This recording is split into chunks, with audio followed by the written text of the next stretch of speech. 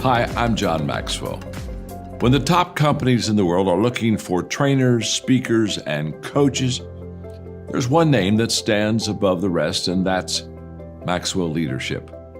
Our certified team members have gotten proven results for companies all over the globe, and our reputation, I'm proud to say, is second to none. Some of our members have risen to the top of their profession, including the one you're going to meet today. I proudly introduce you to my friend Bob Fabian Zinka.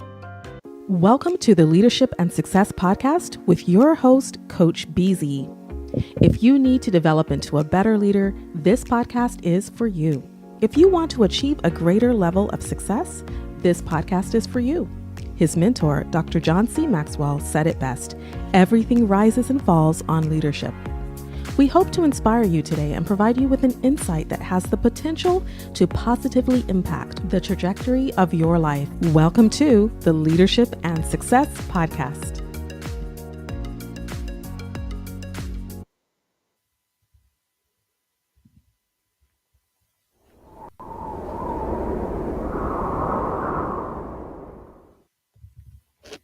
Imagine gaining the leadership skills that could redefine your career.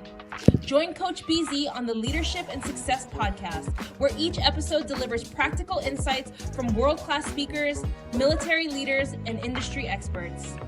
We dive deep into what matters most: building resilient teams, leading through uncertainty, and navigating complexity with clarity and confidence. Every conversation is crafted for aspiring leaders like you who are ready to grow, lead, and make a lasting impact. Don't miss our powerful live sessions and recent highlights. Michelle Hayward on building diverse, high-performing technical teams. Ann Leslie on leading through global complexity and cybersecurity risk. Ron Carpenter AI exploring faith, resilience, and AI-powered leadership. Colonel Michelle G.I. Gardner-Ince on commanding influence from the battlefield to the boardroom. Chris Robinson on shifting from drift to drive in life and leadership. And Coach Enrique Acosta Gonzalez on mentorship, legacy, and heart-centered leadership. Ready to level up your leadership journey? Tune in on Spotify, Apple, Audible Podcasts, YouTube Live, and LinkedIn Live. Join the movement toward leadership excellence. Listen now and start transforming your success. Hello everyone, this is Coach Busy coming to you from the San Francisco Bay Area. We're going to start with our moment of gratitude. This is where I ask you to close your eyes for less than a minute and put yourself in a happy place and think about some things that you are grateful for.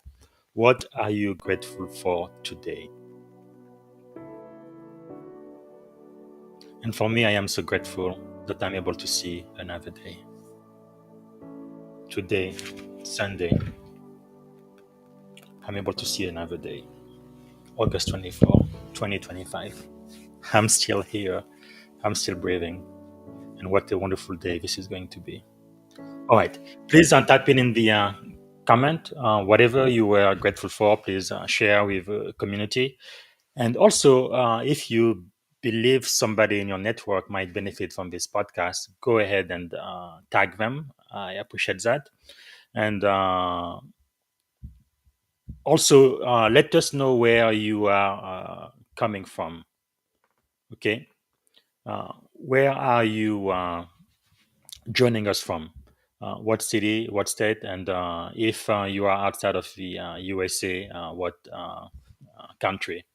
And while you listen to the 10-minute recap of the conversations that General Gwen Bingham had with Lakeisha Gunter on her Raw podcast, please go ahead and type in your insight as you hear it. Think about one thing that you're going to be able to put into practice this week. Okay, which leadership insight are you going to put in practice this week? All right, that's it. Let me play a quick teaser from the podcast that Lakeisha Gunter created, and then after that, you're gonna hear a 10-minute breakdown of the hour-long conversation. And please make sure to listen to the full podcast. All right, I think it's really important. Lakeisha, one, from the subtle racist remark from the professor, I learned what the sting of racism felt like and how I would never let anybody under my charge be made to feel as if they were inferior and could not achieve.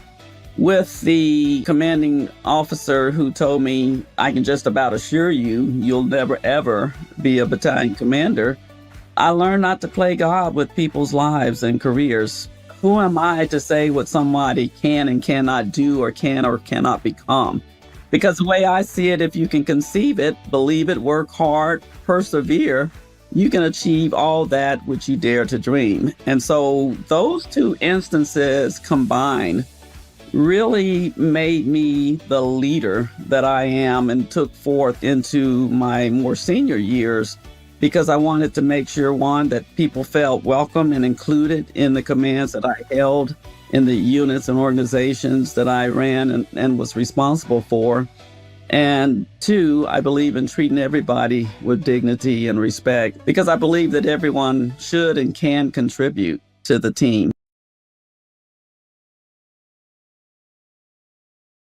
Welcome to our conversation on resilient leadership, where we dive into the powerful lessons from Lieutenant General Gwen Bingham and how her journey inspires both military and tech leaders. I'm really excited about this discussion. There's so much depth in her story, from family foundations to making hard decisions, right? Absolutely. What really strikes me is her early life, the way she credits her upbringing in Troy, Alabama, and Texas, where values of family and faith built the core of her leadership. Yeah. It's like, her mother instilled the golden rule, and her father, dubbed the Old Sarge, showed her the power of connecting with people. Yep, that idea of the people gene is so interesting, isn't it?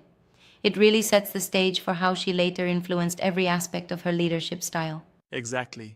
And then there's her approach, to failures. Remember when she talked about facing adversity? Like that professor's remark about people like her not doing well in education, or the general officer doubting her command potential. Instead of letting it break her, she turned those setbacks into fuel for growth. Mm-hmm. And that's where her resilient mindset shines. Rather than playing the victim, she uses those moments as stepping stones. It's inspiring how she transforms criticism into personal growth, don't you think? Definitely. It's almost like she's saying, I learned never to let anyone undermine my charge. It's a reminder that failures aren't anchors. They can actually be energy to propel you forward. But I sometimes wonder if that perspective risks downplaying valid feedback. I mean, isn't it important to critically assess where we went wrong rather than just turning it into fuel? That's a really good point. While her approach is energizing and empowering, it's also crucial to balance that with humility, correcting our mistakes without deflecting accountability. Right. Well said. Shifting gears a little, the concept of servant leadership in her story really caught my attention, especially how she walked the floor, greeted her teams, and even shared her direct cell number. Indeed, that's such a tangible demonstration of people-first leadership. It's like she built a culture where trust was the currency. I mean, imagine having a leader who's so accessible that even a misstep can be addressed immediately, almost like watering the delicate flowers of relationships. Yeah, right, and that makes a significant difference both in military settings and in, say, tech startups. It's that open door policy that transforms compliance into commitment. Exactly. And speaking of commitment, her message about competence and confidence really resonates. She stressed that every start, whether a new team or a new mission, requires building competence from scratch and maintaining that poised confidence. Mm-hmm. And that's a powerful reminder for anyone in transition. Whether you're stepping into a tech role or a new military command, preparation builds competence and in turn fosters confidence. Right. It's almost like, if you don't have all the answers, just owning that gap with honesty builds respect. You have to be willing to say, I don't know, which in many fields, especially tech, is crucial for learning agility. Yep. And that idea transitions perfectly into her bold decision-making moments. Her story about reassigning senior leaders who didn't quite fit the mission really illustrates that sometimes tough decisions are necessary. Absolutely. Picture this. After a 90-day assessment, she reallocated 5 senior civilians, each a square peg in a round hole. That takes guts. In any leadership role, disruptive changes often are the catalyst for long-term success. I gotta say, I admire that boldness, but sometimes I'm curious about the balance between being decisive and managing the personal impact on people. Do you think such actions might risk alienating loyal team members? That's a valid challenge. It's a delicate balance. While decisiveness is crucial, ensuring transparent communication and offering support during transitions helps mitigate fallout. It's not just about shaking up the status quo, it's about guided transformation. Exactly. And that naturally brings us to the power of relationships, which she likens to watering flowers. Nurturing mentors, allies, and advocates clearly had a huge impact on her trajectory. Yeah, her metaphor is so vivid. Relationships, when cared for, blossom into long standing bonds that not only support our growth, but also amplify our leadership influence. It's about, never just reaching out when you need something, but really consistently investing in those connections. Absolutely. And that lesson holds true across different fields. In the military, the bond with shipmates can be life saving. And in tech, networks often open doors to opportunities. Yep. And another really compelling part of her journey is the emphasis on representation, being one of the few women to reach a 3-star rank, and her blueprint for underrepresented leaders. Right. This is so crucial. It's not just about breaking barriers, but also showing others that they can follow a similar path. Her advice, like, before you open your mouth, people will see you, really instills a sense of professionalism and self respect. For sure, it's a call out to build your craft, maintain authenticity, and let others see your true potential. That message is vital for both women and minority leaders in traditionally male-dominated fields like the military or tech. Absolutely. And it's refreshing to see her reinforcing the idea that leadership isn't solely about titles. Even beyond the uniform, she remains engaged with nonprofits, corporate boards, and mentorship. Yeah, she perfectly encapsulates that leadership is not defined by rank. The legacy you build is in the difference you make, whether you're on the battlefield or in the boardroom. It's like she's saying, your service doesn't end when you retire. Instead, it morphs into a lifelong commitment to uplift others. Exactly. And I love how she positions resilience, not as a natural, innate trait, but as a choice. Every setback is an opportunity, and every relationship becomes a chance to water the flowers in your network. Yup, and that resonates in an era where constant change, both in tech and military operations, demands us to adapt and lead with authenticity. How do you see these lessons applying today in our fast paced world?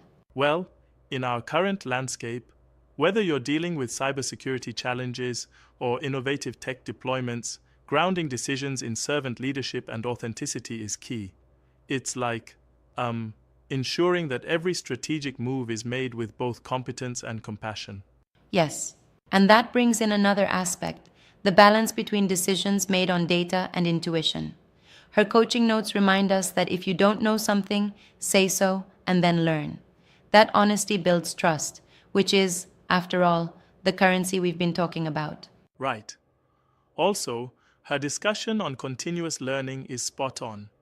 Every new role, every new challenge forces you to hit the reset button and rebuild your competence. Confidence, then, naturally follows if you are honest about your current state. And that's refreshing in any leadership context. Absolutely. I mean, think about it. Technology cycles move nearly as fast as military operations. Leaders need to be agile, adaptable, and above all, committed to lifelong learning. Exactly. And that brings us to the hope for the next generation, a truly uplifting pillar of her conversation. She believes our youth are watching and worthy of our mentorship. It's about investing in people, rather than just in tasks or technologies. That's an important reminder. We must remember that every interaction, every mentoring opportunity helps mold future leaders who will then carry forward these values. And in that sense, her legacy is not just the position she occupied, but the impact she has had on individuals over decades. It's a blueprint for making leadership about service and impact rather than just personal advancement. Totally. It also reaffirms for me that resilient leadership is an evolving, lifelong journey, challenging yet deeply rewarding. Absolutely.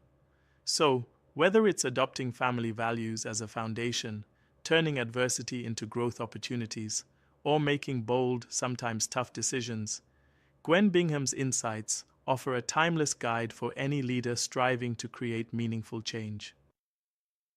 Yep, I agree.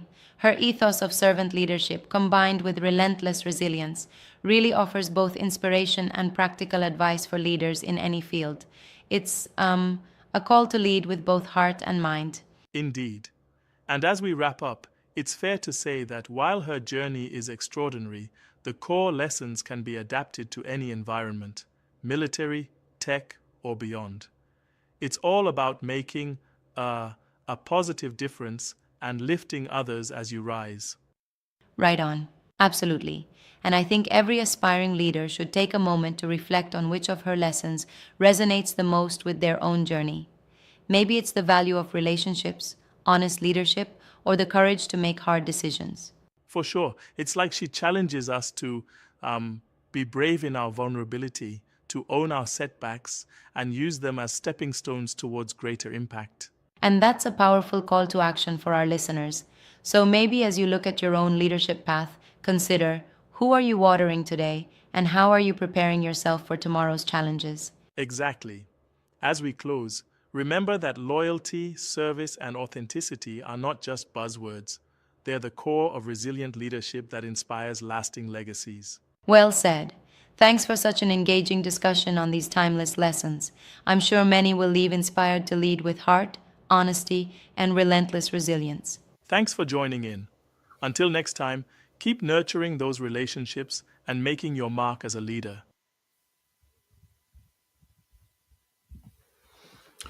All right, everybody. This is Coach Busy. I am back, and thank you so much for watching today. So that's going to do it for our uh, discussion today. And I will encourage you guys to please go to the article related to this podcast. It is in the notes, and uh, read the entire article, listen to the full podcast. Actually, why don't I just share my screen and show you? So you will see this article, The Power of Resilient Leadership, lesson from Lieutenant General Gwen Bingham for inspiring military and tech leaders. And you can read all of that. And toward the bottom, I have all kinds of links to where you will find the full podcast with Lakisha Gunter. It's on Apple Podcasts, on Acast. You will find it on Spotify and Amazon Audible as well. And I also have a link to one of my article, which I will be turning into a book soon, The 10 Commandments of Resilient Leadership. When I see high ranking African American officers, male or female, it really takes me back to the resilience, the grit, right, of what African Americans have endured in this country since 1619, right, when the first African slaves were brought into this country, Port Comfort in Virginia, which later became the United States of America. But anyway, I think more than ever before, we need to develop those leadership skills and be resilient. And one of the things I talk about here, I believe, is the sixth commandment when I talk about embracing the impossible, right? And build anti-fragile cultures. I think that is so important in 2025 in the area we live in today. That's another article I think you should read, and it might encourage you just know how to build that mental toughness, say don't take no for an answer and still be willing to serve with an open hand and help. And even when you are being persecuted, mistreated, or discriminated against because of your race, your accent, your gender, your sexual orientation, but you still want to come back and add value to your country and to your neighbors. So I think that is something to think about. But anyway, thanks so much for being with me today. And let me also remind you, hold on. Actually, let me do it this way. All right. Let me also remind everyone here that, just a second. All right. So I am also I'm going to remind everyone to please sign up for Darren Daily. Darren Hardy, my mentor, he has this Darren Daily where every morning around 5:30 Pacific time, he sends you an email with a short video, 3 to 5 minutes, just to kind of get you started on your day. It's going to inspire you and remind you of a leadership principle. Darren Hardy has been mentoring me for about 20 years now. He was the publisher of Success Magazine, where he really met the top leaders around the world across industry, and also the best-selling author of the Compound Effect. But anyway, if you would go to bit.ly Darren Daily BZ and sign up, it is completely free, and you're going to be receiving an email every day from Darren Hardy, my mentor, and he's going to be mentoring you every day. And if you listen to what he says and put it in practice every single day, I believe your life will be better than it was prior to his mentorship. So I encourage you guys to do that. So now I'm going to check and see if there are any questions on LinkedIn or YouTube. Let me see.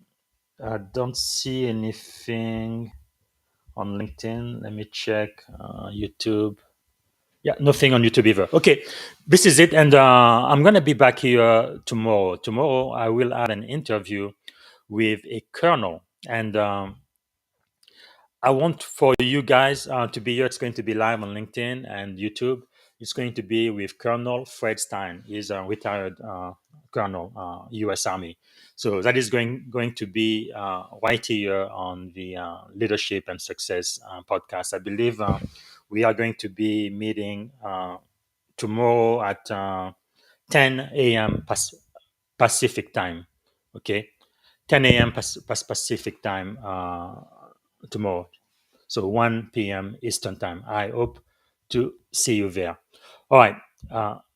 Thanks again for being here with me. Again, like the post, subscribe to the podcast, follow me, and repost this episode into your feed to increase the reach, and also tag people you think might benefit from what you are learning here on the Leadership and Success podcast. All right, until tomorrow, this is Coach Busy saying goodbye. Bye, everybody.